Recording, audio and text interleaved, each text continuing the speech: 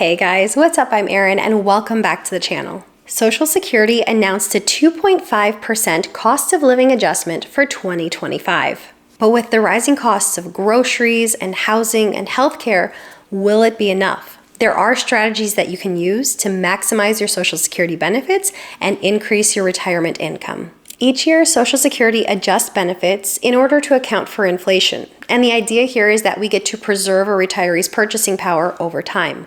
And these adjustments are vital, but often they struggle to keep pace with real-world increase in living costs. So let's see what you can do about this to secure your financial retirement. For the coming year, 2025, Social Security recipients will be receiving a 2.5% increase in their benefits as a cost of living adjustment. So if a recipient receives $1,500 as a monthly benefit, this will be an increase of $37.50 per month, or a total annual increase of $450. Medicare premiums are increasing in this coming year, and they have historically outpaced inflation, so this does offset the real impact of the cost of living adjustment. The Social Security Administration bases the cost of living adjustment on the Consumer Price Index for urban wage earners and clerical workers, comparing third quarter figures from this year to the same period last year. The CPIW measures the changes over time in a basket of goods and services that are purchased by households. It'll look at food and housing, transportation, apparel, recreational activities. The goal is to capture everyday items. The aim of the annual cost of living adjustment is to help retirees maintain a constant purchasing power. Because if you have a monthly check of $1,500, but then you have a retirement that spans 30 years and the dollar amount of that check never changes, inflation is going to have a huge impact on that dollar amount. For instance, a $1,500 monthly check in 1994 would be the equivalent of about $3,100 in 2024. So while all of these cost of living adjustments may seem small, they add up over time. And let's quickly look at the cost of living adjustments for the recent past. Keep in mind that these cost of living adjustments are based on the previous year's inflation rates. As you can see, these numbers do a fairly good job at keeping pace with the annualized inflation rate, but they aren't perfect. The goal is to be fair, but there's always a level of imperfection during these calculations. These cost of living adjustments are welcomed and they're helpful, but keep in mind that they're based on averages, and individual costs like housing or healthcare may increase at a faster rate, and this can leave retirees with a financial gap. And this is a very real concern, because while we may make statements like the rate of inflation has slowed, or we only saw inflation at a rate of 2.6% this year, these inflation increases aren't applied evenly. For instance, we can likely say that your grocery bill has increased by more than 2% this year. That's the case for many people. So what if this modest increase doesn't even cover your increase in food costs? It's then not going to help you cover the other increased expenses you're facing.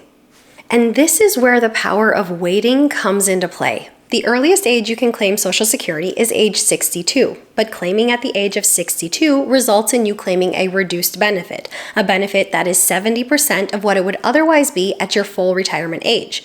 And for each year you delay, the benefit amount you would be entitled to increases a little bit. And spoiler alert, it increases on average by more than the cost of living adjustments. With the exclusion of the pandemic years, inflation in our country has tended to be at modest levels, in the ballpark of 1, 2, or 3%. And thus, cost of living adjustments have tended to be on the modest side of 1, 2, or 3%. But let's look at how Social Security increases from the earliest age you can claim of 62 all the way up to the delayed claiming age of 70. As stated before, if you claim early at the age of 62, you receive 70% of the benefit you would otherwise be entitled to at full retirement age. And for each year you wait to claim between the age of 62 and full retirement age of 67, your benefit increases on average about 5 to 6.67%.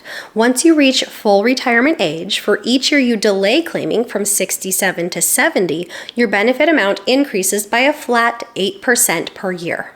So let's throw some numbers into the mix. Let's look at an individual who would receive $1,500 a month at full retirement age of 67.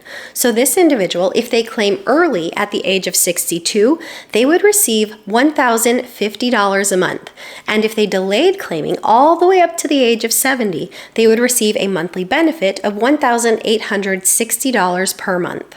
Now let's assume that Social Security applies their cost of living adjustment. We're going to use the number that goes into effect on January 2025, which is 2.5%. What might these numbers look like? Suddenly, we see that this retiree at 62 would then be receiving a monthly benefit of $1,076.25 per month. If they waited until full retirement age to claim, the cost of living adjustment would have grown their benefit to $1,537.50 a month. And if they waited until the age of 70, this cost of living adjustment would have increased their monthly benefit to $1,906.50. I think the really important idea to keep in mind here is that delaying when you claim Social Security can be really impactful.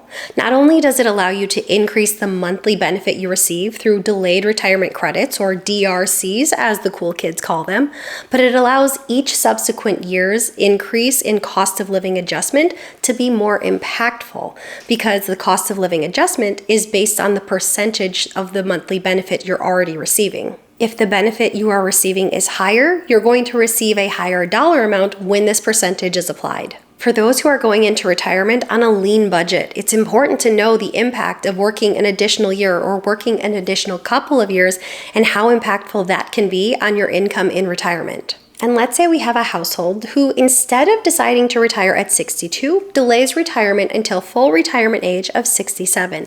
They also delay claiming Social Security until this age.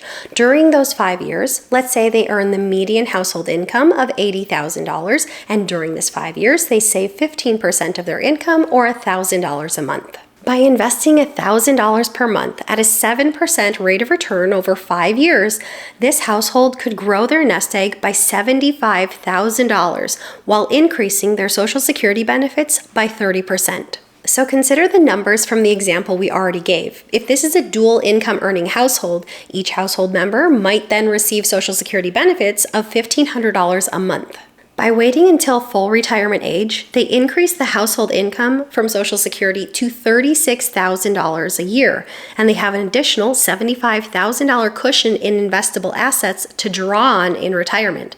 Contrast that with if this household had retired at 62, each person would have had a Social Security benefit of $1,050 a month for a total household income from Social Security of $25,200 for the year, and they would have $75,000 less in investments. And even though it may seem like a marginal difference, the fact of the matter is that waiting to claim your benefit means that each subsequent year increase in cost of living adjustment will be more impactful. And that can add up over time because these cost of living adjustments compound on each other. The decisions made in your final years before retirement, especially the decision about when to claim Social Security, can dramatically impact your quality of life in retirement. Delaying benefits not only increases your monthly check, but also makes every future cost of living adjustment more powerful. Combine that with a few extra working years and a consistent saving strategy, and you could transform your financial future. Whether it's maximizing your monthly benefit or building a solid nest egg before you go into retirement, every decision matters. So plan carefully, and that way you can have a financial future that is secure and fulfilling. So what are your plans when it comes to Social Security? Leave your thoughts in a comment down below. I post new videos every single week. If you got anything at all out of this one, please give it a like. If you're new here, please consider subscribing, or if you know of someone who might get something out of this type of content, please consider sharing. I'll see you soon. Bye. It was weird to say bye with my left hand. I don't do that. Increased costs of living. That was awful. What do I do with this? Like, this is ridiculous. So this would look at things like the housing. It looks at nothing. That's what it does. Now,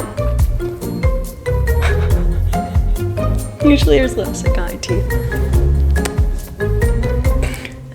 Now the inflation in our nation, I'm not gonna put those two words together.